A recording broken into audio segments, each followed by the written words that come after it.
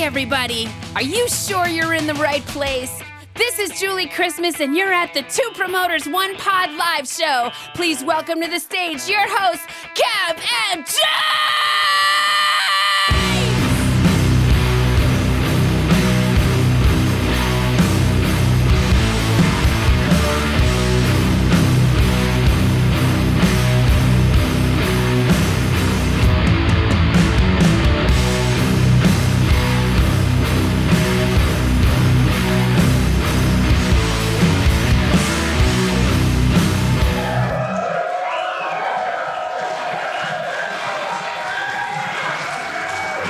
As you will have just seen, James completely fucked up that knockout and we just sat listening to our own intro music. If I wasn't fucking nervous enough as it is, so I appreciate that. Yeah, sorry, I got a bit excited. Came out of it. Aye. I wasn't intentional, I just did there. So I'm not going to fucking lie, I've been utterly dreading this more than any other one I've ever done before, because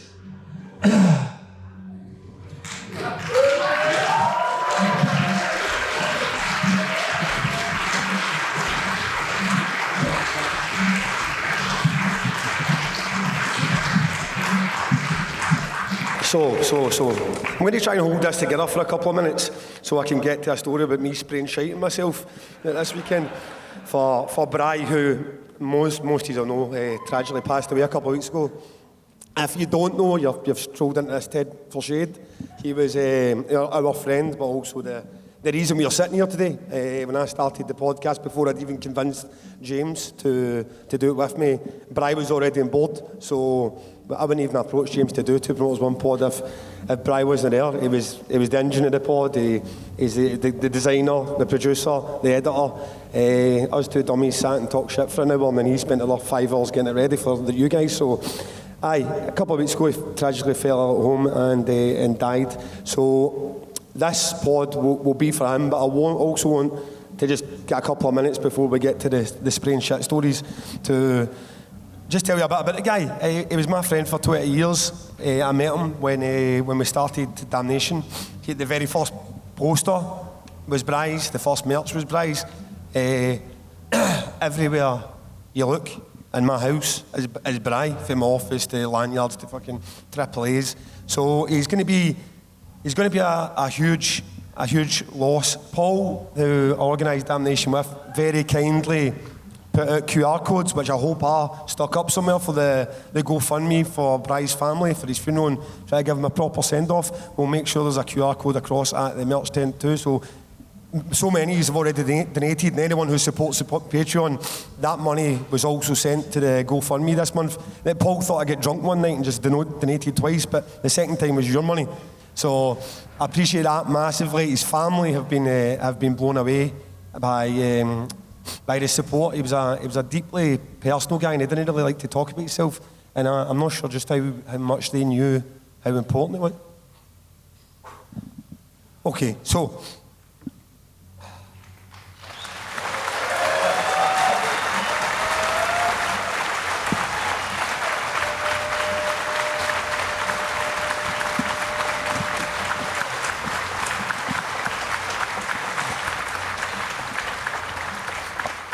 unfortunately, James, despite he only got to meet him once, and it was a final show, and then Leeds. And I'll sign this whole Bry section off with that's exactly who that guy was. We're in an industry full. This podcast exists because it's an industry full of people with huge egos and no talent. And Bry was just talent. He went to the pod show, our pod show, his pod show, and he tried to leave the dressing room like he was getting kicked out, like he was a guest rather than being part of it. And that's just the way he viewed himself. He never put himself front. He'd probably hate the fact I was up here doing this as much as I fucking hate the fact I'm doing it myself.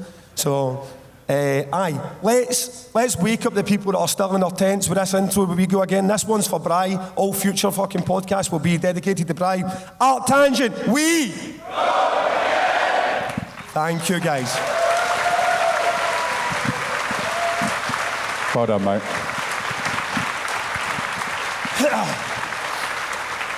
So you want to hear about the shit story? Go on the side. I will have a side up, please.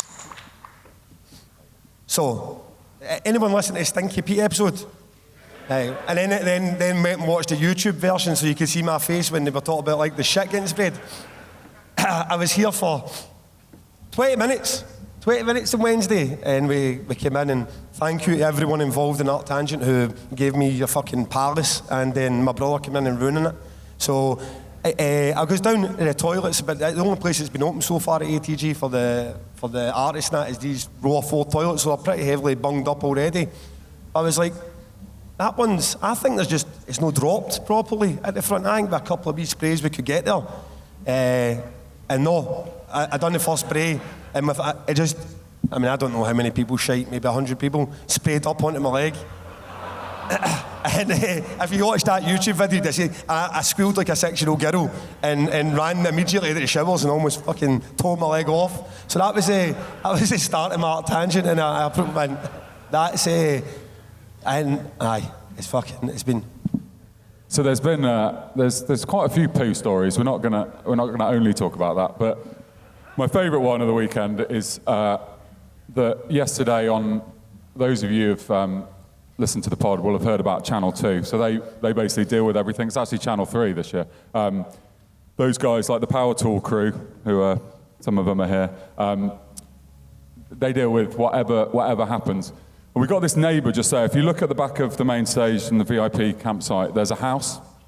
And a couple of years ago, those neighbours were pretty pissed off with us, because if you remember, we changed the festival site. We moved all the stages over here, and we actually forgot to tell them. And so, although the licence was, we were still within our licence, we probably should have said there's going to be a massive main stage right outside your house, and a campsite, and a car park.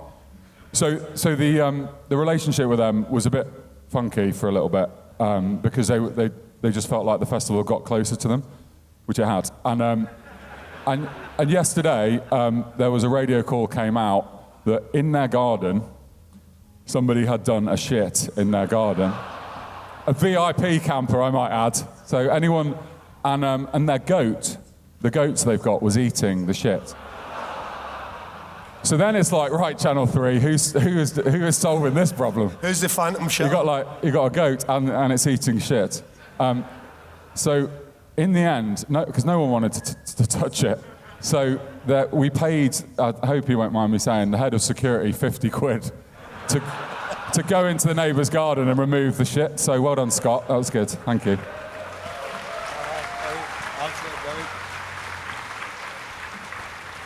So, I mean, due to what's happened with the pod in the last few weeks, we haven't had anything out, so we never get a chance to do the usual build-up to ArcTanGent, the preview piece. So tell us about the last 2-3 weeks that we've not had the pod when you've been here.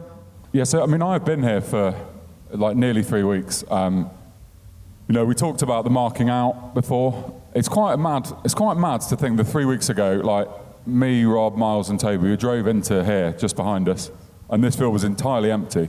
And we put a stake in the ground for the back right corner of this stage, and one up there for the front right. And it's like we slowly stake the site out and just and then we've watched it for 3 weeks get built. And we went from a crew of 4 of us, and then there was a few days where it was just me.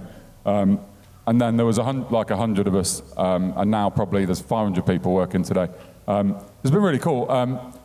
It's not been particularly dramatic. It's been sunny. I mean, turns out ArcTanGent is now the sunny festival. It's like the rain is forgotten. It will never come again, and we will forever bask in the warm glow of the sun. And it's just been very smooth. The worst thing that happened is, so this fencing out here, this green screen fencing, is really heavy and hard to put up. The Power Tool guys tell me, and we always get the calculation wrong. It's very hard because ground is like this, and you're looking at a map which just makes it look like it's flat. So we always get the calculation wrong. And what that means is you put up the heavy fencing, and then 2 days later, you take 4 panels from there and you move it around the site. And there's a lot of doing jobs twice, which is really the most dramatic thing that happened in setup. Everyone had a great time. It was just totally relaxed, and we started the festival just feeling like we were just on it, and it was going to be a good one. And that's it. The reason that he forces me to wait to the last day to do these is because, well, all the stories we'll tell will be all the shit that happened in setup, moving some fence. So, and then we've done that at Trees, and then fucking total pandemonium on the final day after we'd walked off, going, oh, it's been utterly perfect. There's not going to be any pandemonium today. It's going to be nice and relaxed and fun. There is no any helicopters in the sky. Thanks my kids on there. This one, you won't see me running up there with my sliders, half dying. So, other shit that's happened in the past few weeks that folk might have been interested in. My Chemical Romance dropped 2 Wembley dates right over Trees. A lot of people feel there's a crossover there. Do you feel the same? Yeah. I mean, it's been weird the last 2 weeks because not doing the podcast, because we talk every day, don't we? And we're like, oh, that news story. Should we talk about that? And there's loads of stuff's come up. But yeah, my Chemical Romance clashing with Trees. So, don't know, about a month and a half ago, Mitch, who works for us, rang me, and he was like, apparently My Chemical Romance are doing 2 outdoor shows at Clash with Trees, and it's like, for fuck's sake, that is 100% not what you want to happen. I'm not going to sugarcoat this. Like, every year I watch all these massive London shows, like Deftones did a massive show this year, and I'm desperately hoping they don't clash, particularly with Trees. I'm less worried about ATG, but I mean, My Chemical Romance is a big deal, right? But there is some crossover, but 2000 Trees has sold like 75% of its tickets already, so it feels much more relaxed. Thank you. I can't help being slightly annoyed with the agent because I know him, and like, I don't know if he even thought they even think like that, or they would know. But it is like frustrating. Could it not have been? I know they're routing a European tour, but could it not have been a different weekend? That would be nice. And not to sound like the internet, but they couldn't headline the Forest stage on the day before. No. You do sound like the internet. No, what we have been talking about already is like who's going to support on that show, and can we get those bands? Yeah, and also like they've got side projects that have played Trees in the past. My Chemical Romance do, so maybe, you never know. We'll see. Yeah. Okay. What else been on? Well, there was a little Bloodstock thing, as there always is with ArcTanGent. Leprous are exclusive to ArcTanGent, right? And anyone who's listened to the pod will know that exclusivity is quite important to me. If you agree an exclusive thing, then that is set in stone. And Bloodstock asked me if they could announce Leprous for Bloodstock 2026. And I said no. And they were like, you're being really petty about this. It's only because they wanted to announce last week. And I was just like, no, you never do anything for me. You say no to everything, no help. And so that was it. And then Bloodstock did their announcement, and fucking Leprous are on the poster. And Vicky was very welcome to tell me I'm wrong. She has just ignored me and just gone for it.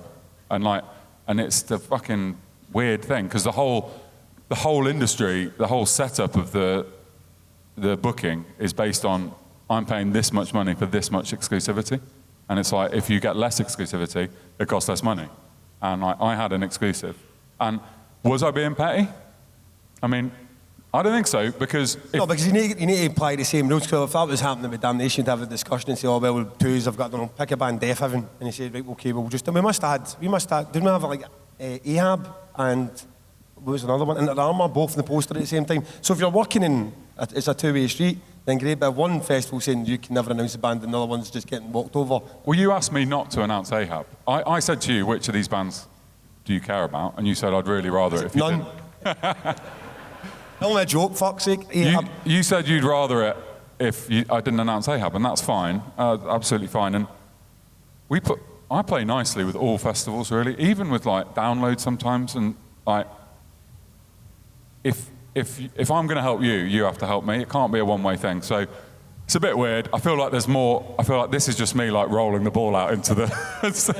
So are we now going to play? I don't know. But that's, as far as I'm aware, that is the truth of what happened, and I think it's a pretty fucking shitty thing to do, really.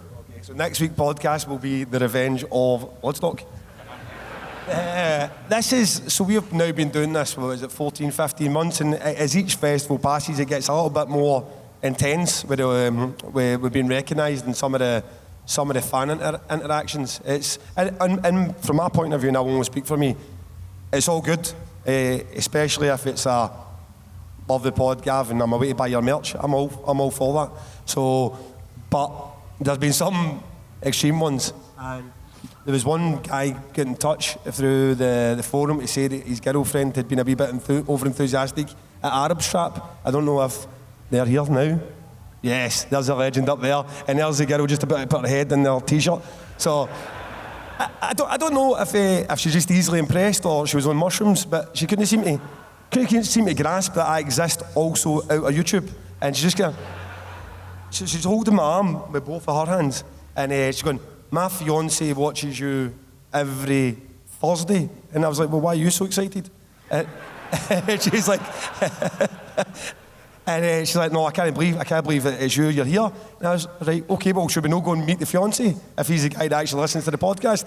And I don't know, again, maybe on the mushrooms. But it turns out, we walks out, and the fiancé's there, and he can see I'm being manhandled, and he's like, "It's just Gav." and I think she was expecting a better reaction for the fiancé who did like the pod. But thanks, man. That was, I appreciated the message. And thanks for coming so early for that. But how about yourself?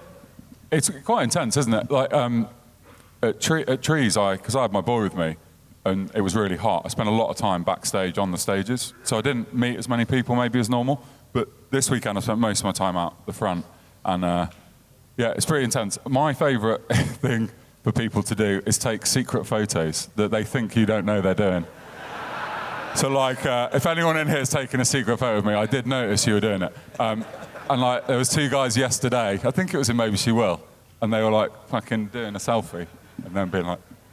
So, yeah, it's weird. That is a weird thing to happen to a person, I think. But... And not to go back to this poor hero, but...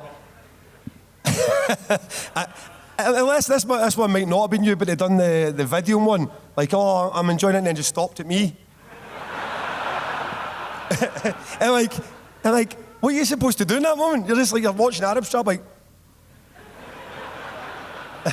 No, I wasn't filming you. I just get locked at that point. So and a lot of people say, because it is feeling people. How does it feel to be famous? It's only here in a Manchester car park, so it's not like... I leave this exit and no one knows or cares. So it does feel like there is. So it's great. It's fucking like you go about, people are loving it. They're telling you, "Oh, I'm coming." Do you know how many times I've heard I'm coming to my first damnation this year? A dozen at least. That's the reason we started the pod, to try and promote our festivals. And so it's great. Please fucking come up, say hello. You want a picture or a video? You just tell me first, and I'll smile. So, it's been intense, but it's been good. Yeah, it's really nice that people love the pod, isn't it? So. ArcTanGent so far, it's been, well, you say it's been a blinder. How's it been for you? Really great, really great. I have properly dedicated myself to bands, more so than ever. I feel like I only missed about 3 or 4 bands a day. So I missed one band on Wednesday and 3 or 4 Thursday, Friday. So I've watched everything, and I've really loved it. I think we'll talk about some standout sets.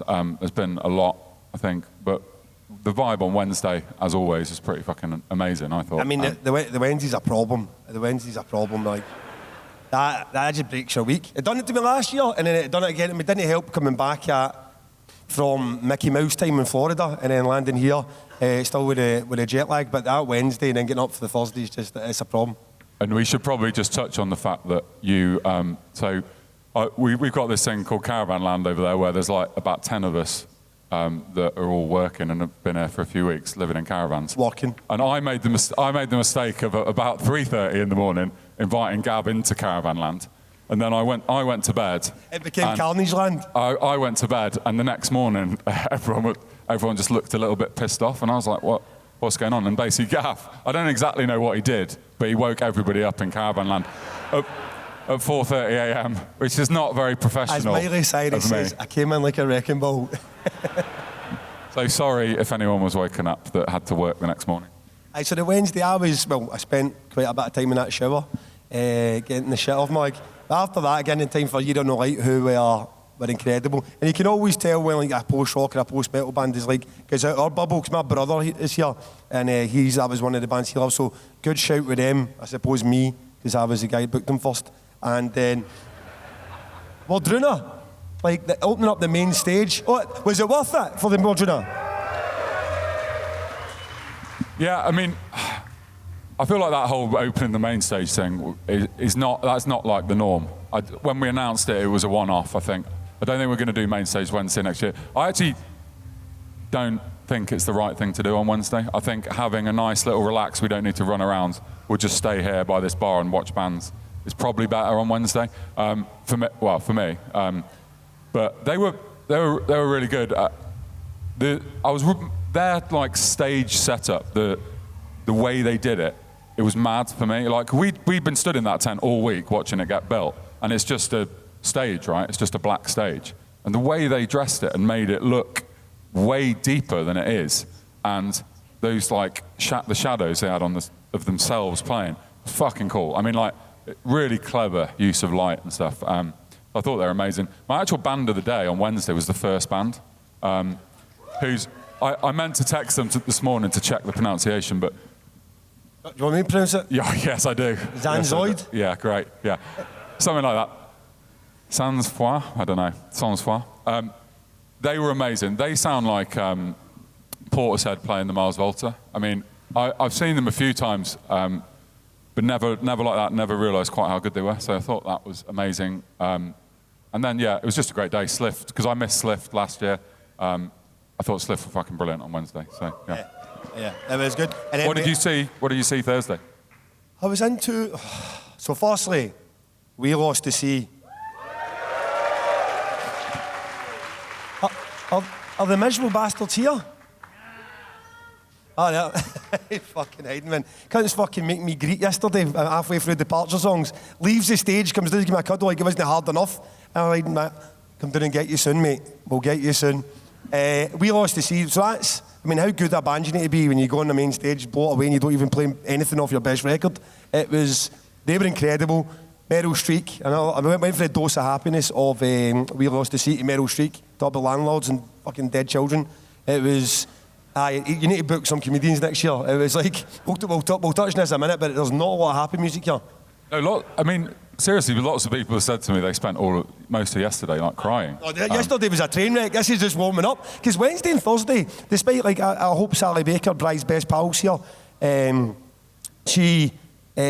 spotted her first on the Wednesday, so you have a wee cry then. But Wednesday, Thursday was okay, but it was like yesterday was an emotional roller coaster because it was just slabs of emotional concrete getting chucked to the stage everywhere you went. There was no safe space or no smiling. So, but on Thursday, them and then Arab Strap. Now, Arab Strap and Mew are your two bookings. Well, it's the difference between just getting your own me bubble and booking ArcTanGent or trying. I thought Arab Strap was a fucking knockout of the park success.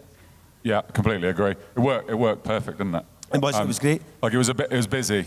People want to see something like Arab Strap at ArcTanGent, which is quite nice to know, because obviously there's some key genres that we always hit, post-metal or whatever, prog, but Arab Strap is, well, I don't know what the fuck it is, really. Indie. Spoken word indie. So maybe more of that next time, I think. Good. I mean, for me, my band of the day, you kind of want a cool answer, but this isn't a cool answer, but they were the best band by a fucking mile, was Leprous. I thought the stage show was just incredible. His voice is fucking ridiculous. And they do it like, I don't mean this as a criticism, it's like watching like as polished as like Bon Jovi or Iron Maiden would be. It's like a proper show. They know where they're going to move and stand, and there's like a fucking ego platform steps they can go up, and I like stupid shows, and I mean this all of this as a compliment. I just think they were fucking amazing. Amazing. I was very excited by it. But what did happen just before that? So if anyone who saw them, they had some pyro, some flames and stuff, and there was a very near miss where Matt, our legendary production manager, there was a faulty pyro, so they tested it, and the fucking gas bottle set on fire. Now, basically, if a gas bottle explodes on stage, we might not be stood here now, or sat here now doing the podcast. and Matt was there in like a second with a fire extinguisher. So we should give Matt a round of applause for saving our weekends.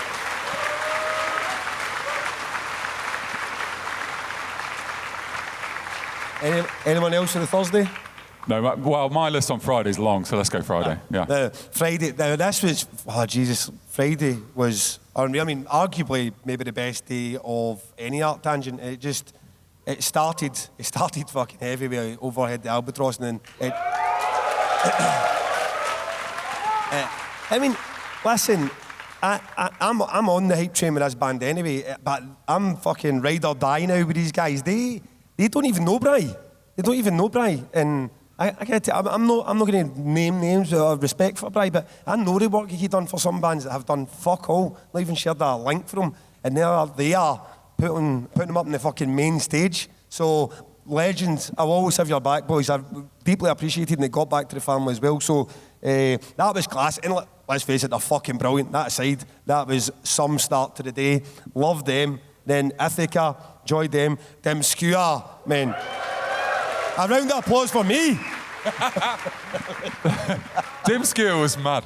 Dim Skewer had a bigger crowd than basically nearly every headliner in that stage. It's like, honestly, it was absolutely rammed. And we're just going to nail this right now. Wednesday's bands next year, the two that are definitely getting rebooked are Overhead the Albatross and Dim Skewer.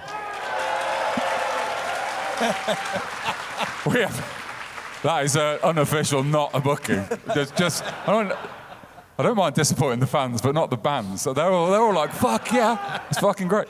No, well, listen, all joking aside with that, because we're going to make... Look, Dim Skewer can come back if they want to come back next year. I was right. Yeah, let's book them now. Let's do it. Done. Okay, why are Overhead the Albatross not in the tent? Yeah. Well, there you go, but use it in as well. Okay. So, I got a bit excited there. We'll edit that. Back to the story. So, booking next year's film. That's correct. As easy as that. Right, okay. They want a band booked. So, Overhead the Albatross, then Dim Skewer. I mean, fucking hell, that was unreal. And the great act, but the music was great. The first booking they've ever had. I think they played a couple of shows before that, but I mean, I've got bad news to tell the boys, but it's not going to feel like ArcTanGent when you show up supporting somebody at fucking Audio in Glasgow, I promise you. So I literally said to them yesterday, because they came to say thanks, I was like, this is basically never getting better. This is like, they're like, it's our first show. And I was like, fucking hell. Crowds are not normally that busy for anyone in there. So it's like, okay. It was great, but then, I mean, very bravely, the shout out to I think I'm sorry if I got this wrong, but I think it's Adam's daughter, Rosemary, that passed. So at that point, Paul's crying beside me. I'm staring at the fucking roof of the tent, trying to think about, I don't know, elephants. And I'm just like, oh my God, this is a lot today. And then we went to that and done like, departure songs are just the best thing that's ever happened. That was that tent. I was at the side of like the wee bit of the crash barrier, but Mark, who is the man who wrote departure songs, if you ask him, and wrote a wee bit of it, if you ask the rest of the band. And he said the front row was just people bubbling away. So I managed to hold it together, each one he's gone. And then by the time I went into Maybe She Will, and it was the most awkward thing ever, too, because again, I'm at that side of the sort of crash barrier, and by the end one, he films the Clouds, she films Cloud Part 2, and I was like, you know what, I just need a breather. Yes, it's been too much, and I've been trying to hold this in the whole weekend, and they've just get these fucking bands deliberately trying to upset me. But when because I'm at the front, it's too far for me to get through the crowd to get out that way, so I try to wait for the band to finish, but when I go through, the band are off kind of celebrating, so I'm trying to do the worst I won't be noticed walk ever. And John Helps, our good friend John Helps with the band, he goes to give me a cuddle, and they're all smiling and high-fiving each other, and I'm fucking just about to become a wreck. And so I'll get to John at some point to explain what happened to him, but they're like, Gav! And I was like, leave me alone. And that was it. I had to text the guys, and I was supposed to be going out to party last night. I'm like, I'm going to my bed. This has been a lot. But in the best way, I'm going to look back at this weekend properly. And I know this podcast is usually more fun, but I'm going to look back at this weekend properly and be like, it meant a lot. You know what I mean? And the sets meant a lot. And it's weird to see like you got a departure songs on that incredible set by Maybe She Will last night, and how much it means for other people's personal circumstances, which, not that I didn't relate to it before, but when it's so raw, it fucking hits different. Yeah, absolutely. I mean, it was definitely an emotional day for a lot of people yesterday. I think that this is the stirring nature of those post-rock bands. They get you, don't they? But I had a different experience of Departure songs. I was like, I booked these 2 sets that were both like 65 minutes long, so Departure songs and Colours, and so I was like, I'm going to have to watch both of them. So I was starting at We Lost the Sea, and I was just waiting before they came on, and I got text from Between the Buried and Me's agent saying big technical issues at Yokai. It's like, fucking hell, here we go. So I was straight on to the production guys, because I can't fix big technical issues, so there's no point in me going there. But then it was like, then We Lost the Sea started, and I spent the first part of their set texting the agent about, you know, when they were going to start, and then he was like, they're going to need to overrun by 10 minutes, and then we're trying to make a plan for whether or not, do we need to, like we were talking about pushing Vower back by 5 minutes so that Between the Buried and Me could overrun, and the annoying bit of running a festival is that the way you went into that, it's a totally different experience. Like I'm not deep in the post-rock at that point. It's odd I'm because like fucking I've on my even got phone. that. I've had that experience having the Departure songs played. Now, yesterday was just better than the Damnation version. It's just as simple as that. But when I'm doing that, there's just other shit happening. You're thinking about, oh my God, when we're going to start tomorrow? What the other technical issues you got? See, just being able to go in and just absorb it, like you've got nothing else to do.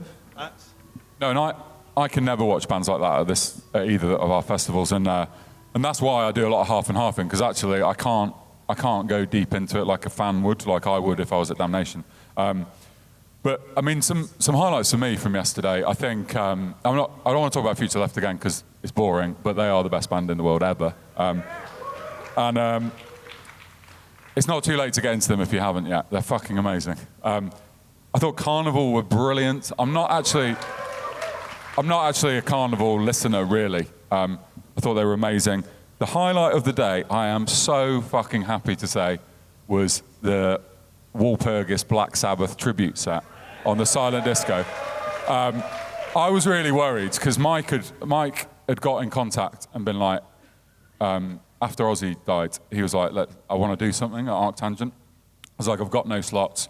I feel like we talked about this on there's a podcast we've recorded that never saw the light of day because of Bry, and we talked about this on that, and basically, because I was suddenly thinking I'd already told everyone this, but I haven't. So Mike got in contact, and I was just so excited about it, and I was like, there's no way of making this work. I want to do a Black Sabbath tribute. The 3 band members are all like legends, and I really wanted it to happen. So the only way we could do it was Silent Disco, and Mike was like, I fucking hate the idea. He wants to hear his amp feeding back at him. He wants to feel the vibration. He's just like, this, it's going to be shit, but I'll do it. And I was like, not only is it going to be shit, it will also be really late. So I came down to watch it, and I was thinking, fucking hell, is it going to be empty? It's late, right? Everyone's pissed. It's going to be. And I walked in the back of the tent just after they started, and it's just a sea of blue headphones. Everyone's fucking loving it. And it sounded, look, the Silent Disco over the years with Trees and ATG, we're still working out how to do the live thing. It gets better every year, and it sounded fucking brilliant. And I actually thought I was listening to Black Sabbath a couple of times. Every bit of it was great. Just perfect. The set list was perfect. The sound was perfect. Mike basically sounds like Ozzy. So that, I don't think anything's going to beat that for me, which is a bit weird because it's a covers set, but it was just fucking great. So thanks to the guys for doing that. Appreciate it. And that brings us to today. We have more of this to go. So we're going to go one more. Mate, I've got a text from you at 10:30 last night saying I'm going to bed. So I have actual proof. So basically, today is a big one. We watched lots of bands. The Calloused Boys, I'm certain, are going to be amazing. On the main stage, Inter Armour. So I would really recommend, like, if you're not into that sort of music, you should just watch them. If you only see one fucking esoteric death metal band in your life, make it them. They are absolutely crackers. Rolo Tomasi 20th anniversary set. I know they've got some amazing stuff planned. That's going to be really cool. And Clowncore finally. Clowncore is happening, and that will also be amazing. So yeah, I'm just going to watch lots of bands today, and then stay up really late. Aye, and it sounds like they could be more fun. And I want to shout out for Low, one of the gents from We Lost the Sea. Their band over. Bands are not going to get a chance. I mean, they'll be Australian too, so only James can get bands to fly all the way for Australia for one show and straight back. So make sure you catch them. And Gods and Astronaut, always enjoy them live. And then Clown Core's going to be out. Clown Core will be a good bit of fun. I'm wanting to see how that goes down because it could also be shit. You got to get down the front for that and really immerse yourself in it. I just want to give a shout out to Indifferent Engine who are playing here next. Because it's fucking annoying that I basically gave them a 10-minute changeover and they've got to get all this stuff off the stage. And they've been very nice about it. And they got a new album out and it's really, really good. If you like At the Drive-In, basically, they're a really good band. And don't watch fucking Sugar Horse. Tell them the real Do reason. not watch Sugar Horse. Fuck Sugar Horse. I can hear those fuckers sound checking a minute ago, but you were in the middle of talking, so I didn't say anything. No, it's not. You'll get a complaint from my agent about the bleed. And okay, so look, at Trees. I don't know if you've heard. Lou's Brews probably has been whinging about it for months. At Trees, I said to him before we started, look, mate, we should really get a couple of these sauces there because all the photography will have your sauces on it. So we went down and done it, and then I forgot to shout out, but I threw sauces out. So the sauces went out for free, and he was like, you never even mentioned it. And I've just noticed that inside of my eye, there's 4 bottles here between 2 amps. I take it they're supposed to be here. Mate, he was in a Man City shirt yesterday, and he only does it to wind me up.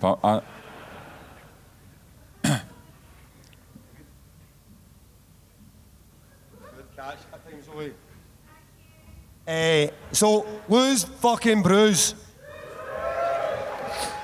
There's your shout out, sir. And is he never gets out of bed? Is he here? Look at this stadium. Absolutely boss, hasn't slept in 3 days. So, aye, there's your sauces, pal, just before you write your angry email to us.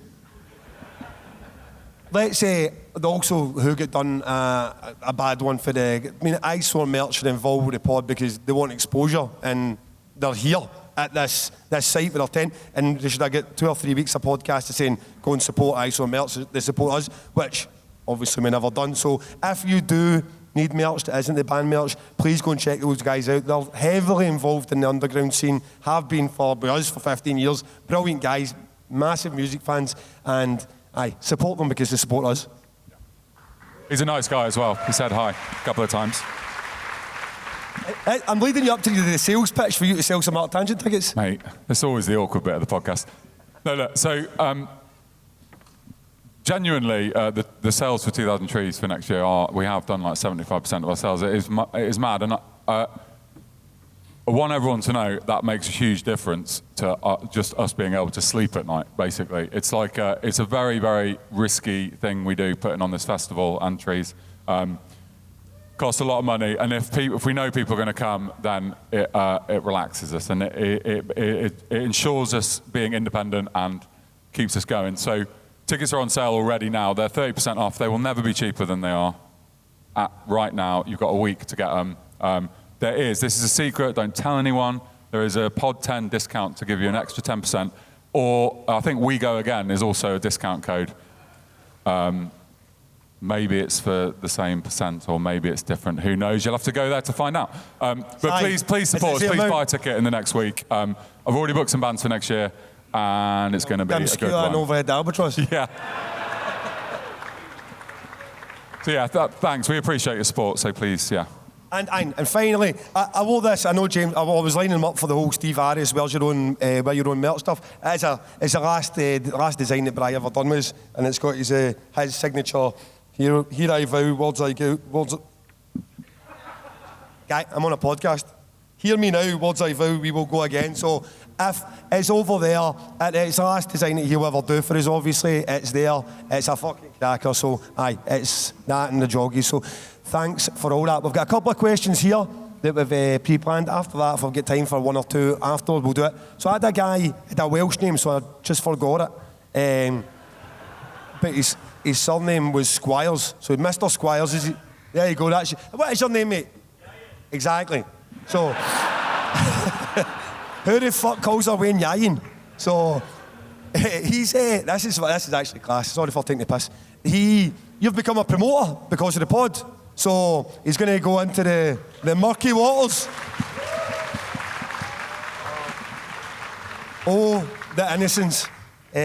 So your question was, that first step, you go get your venue, now you want to book some bands, but how the fuck do you know how much the band's worth? Am I correct in saying that? So at that point, that's a difficult one, because if you don't have a relationship yet with the agents, or you don't have relationships yet with other promoters, you can't just go and phone the Underworld in London and ask, you know, the agent said it was 500 tickets, but it wasn't, it goes 225. I mean, you're just going to have to build those relationships and do it. But I suppose, and the first and foremost, like, just do the basics of, if you're booking a band and they're claiming they're Metallica, check their socials, you'll see pictures. And make sure you're checking the pictures of the fans' socials, because every band can make themselves look like they've got fans at the right angle. And just build those relationships to get them in. But the first couple of ones are going to be, we're still learning, 20 years in. So just, well done for taking the plunge. And don't over-egg it at the start. See these ones that fucking come out the gates and they want to be ArcTanGent, they want to be Bloodstock, they want to be Damnation. There's no harm in just having your first all day in a pub for £500. If you lose it, you lose it. I mean, don't fuck everyone over by making it a 50 grand festival and then everyone buys tickets and then they don't get refunds. Yeah, you've got to start small, and if you're just doing it independently, you have to really go in. None of the bands you start with are going to be worth anything. So that's a way of starting out, is that they won't sell the tickets for you. They might bring like 20 mates. You got to find a venue that there's a bunch in Bristol where you can, like, it's 60 capacity and you can hire it for 60 quid, and your risk is really low. And you got to build your reputation that way, because you can't come in at like, I'm going to do a 2,000 capacity show and I'm going to contact this famous band to do it, because booking agents don't work like that. They've got promoters already that they're going to use. So yeah, just easy way in, and yeah, we're here for advice if you need it. Mate. Seriously, best luck with it. Dave Bird, the ever contrary Dave Bird. Why have the dates changed for next year's ArcTanGent? Well, ArcTanGent has always been the weekend before the August bank holiday. So calendars, I don't know if I need to explain how calendars work, but so there is a 6-day thing that it can do so we haven't changed the dates. They do, like, actually it was really stressful this year because Trees and ATG were really fucking close. Because Trees is the second weekend in July, ArcTanGent's the weekend before the August bank holiday. What's going on? Getting kicked off, he's on stage. Is that our 5-minute warning?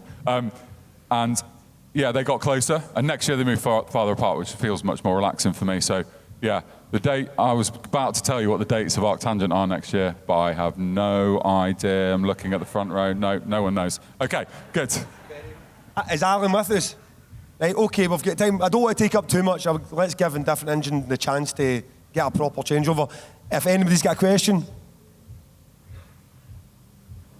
I will just you pick. You're the boss. Okay, let's go.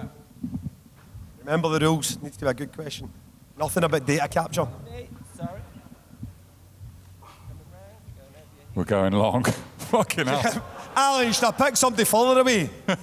This is always great for the recording. Yeah.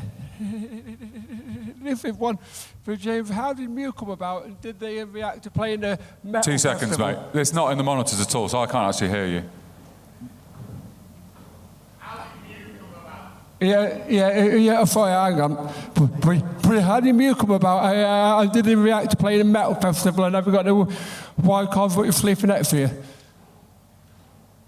How did Mew come about? Well, basically I had a slot free. So I always start off with the obvious bookings. There's a bunch of bands I've booked. There's a couple of bands playing ArcTanGent next year that are like ArcTanGent legends that haven't played for quite a few years. So there's always some obvious bookings. So as an example, Amon-Ra, who are not playing next year, are an obvious booking every few years. Russian so I can Circles. get Amon-Ra back. Yeah, Russian Circles, yeah. I mean, I'll just book them every year. So Mew don't come in that, Mew are not in that category. Mew are in the like, okay, I've still got some slots free. Do I want to think outside the box category? And Mew's agent also looks after Mogwai and Explosions in the Sky. So me and him haven't actually worked together that much. And then last year it was just suddenly like, oh, right. So he's now started suggesting bands to me. And he basically said to me, Mew are doing their last ever shows. Do you want it? And I'm not actually a Mew listener, so I had to go and work out whether that was even an ArcTanGent band or would people care or not. I think people did care. It wasn't like the biggest crowd of the weekend, but they seemed to go down really well. So yeah, there will be more bookings like Mew and Arab Strap in the future. I'm open to suggestions for who those are. Don't know. Next question. I think he's just brought it back. Does anyone have a good question in this front row? Right, okay. There's that's better, be good. This is a damnation for dog first, there's the pressure on here. Sorry, Alan. Hang on, this is a recorded podcast, right, that will be released. If you just shout into the ether, it's not going to work. So my mum calls it One Night with Gav, and she was absolutely gutted she couldn't get a ticket, but she asked, can I have a pay rise? Fucking, whoa, that went for like a porn, what? A pay rise? I think a mum likes you is what I got from that, I don't know. What? One Night with Gav? I'm really confused. It's way too early in the morning to work out what's going on. Yes, your mum can have a tea towel, and yes, you can have a pay rise, because this is really a pressured environment. By £5. Look, listen, okay, look into your soul. If your question is shit, do not ask it. Okay, this is a really good question coming up now. This guy here has got a great question.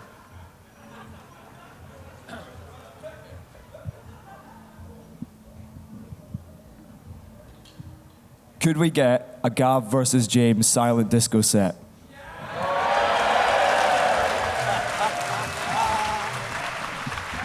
No, there are for a number of reasons that isn't going to happen. I think at some point you start to look like a bit of a fucking idiot, and like the people that can DJ here are great. I'm not going to do it, and also Gav's taste in music, I don't know if you've noticed, is not going to fill a tent of people. I could do a bangers set. I would win. If there was I would 100% win. We know this, right? Listen, we can do it. I mean, you think Yanks people are going to be tuning in this nonsense? Fucking 22 minutes of toad liquor. I'm in. Stamping ground, NAFRAC, it's all happening. So, we'll see. But I'll need to work in these two bookings first, and then we'll deal with the DJ. No, but I'm playing Papa Roach when you're playing NAFRAC, and no one is listening to that. Everyone's listening to NAFRAC. No. Everyone's listening. Listen, guys, that's pretty much us. I want to say thank you so much. Big man put us in a bigger tent, which I wasn't happy about, but you have turned out again. This was possibly one of the hardest things I've done, trying to come on here today and keep that together for Bright to start. Hugely fucking appreciate you guys attending. So this podcast is dedicated to the big man. The future podcast is dedicated, and give yourselves a fucking round of applause for giving it.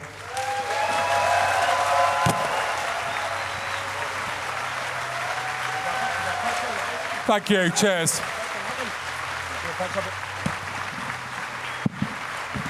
We're going to take a photo.